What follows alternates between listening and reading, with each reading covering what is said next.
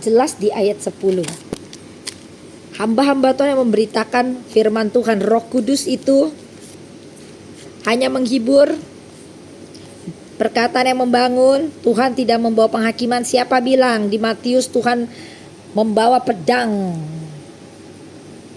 Bahkan orang tua dengan anak itu saling musuh, pedang. Di ayat 10 jelas berkata, untuk mencabut dan merobohkan, untuk membinasakan dan meruntuhkan, untuk membangun dan menanam. Jadi kalau engkau cuma mau memperkatakan baik tentang Tuhan, tapi engkau tidak menyatakan kebenaran, titik murka Tuhan itu di mana, dan engkau tidak menyatakan kesalahan suatu orang atau suatu bangsa, maka hukuman Tuhan, murka Tuhan turun atas orang itu juga. Penyambung lidah itu ngerti. Firman diberitakan apa? Untuk menyatakan kesalahan. Penyambung lidah, nabi itu ada untuk apa? Kenapa ada penyambung lidah? Karena orang begitu bebal. Ayo ngomong sama Tuhan gini ya, Roh Kudus. Inah sokoloh rabat.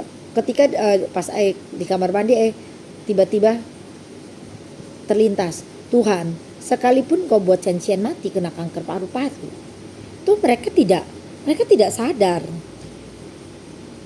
Sama seperti yang Tuhan lakukan ke Yehezkiel, di mana Yehezkiel sampai telanjang bulat, dia harus makan dan jalan bolak sampai dicemooh sama bangsa Israel, padahal itu menyatakan tentang Israel. Sampai dia harus bakar makanannya di kotoran binatang. Kata Tuhan, yaudah manusia, karena apa tuh judulnya tetap aja kotoran gitu kan, kotoran.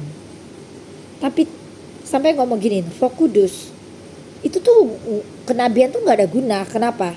Sekalipun Tuhan menjadikan siapapun menjadi lambang, mereka tuh gak akan ngerti, tetap bebel. Contoh, sekalipun cancian mati, apa JKI itu sadar? Tidak, malah tambah keras hati, malah tambah hosek dan nahur.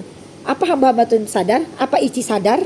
Apa Ciheni sadar? Makin jadi, makin bikin pasar segala macam di dalam gereja. Itu gak bener.